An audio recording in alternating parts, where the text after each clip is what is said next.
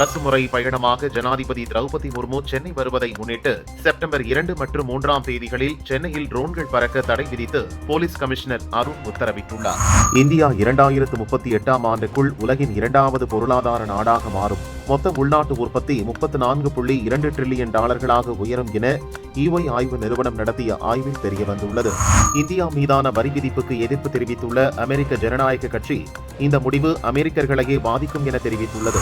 அதிமுக பொதுச் செயலாளர் பழனிசாமி போன்றவர்கள் RSS போன்ற அமைப்புகளுக்கு ரத்தின கம்பளம் விரித்து வரவேற்பது அதிர்ச்சி அளிப்பதாக விசிக தலைவர் திருமாவளவன் கூறியுள்ளார்.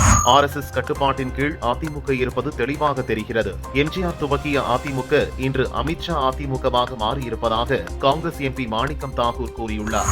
ஜம்மு காஷ்மீரில் பெய்து வரும் தொடர் மழை காரணமாக ஆகஸ்ட் 30 வரை அங்குள்ள அரசு மற்றும் தனியார் பள்ளிகளுக்கு விடுமுறை அளிக்கப்படுவதாக பள்ளிக்கல்வித்துறை அறிவித்துள்ளது.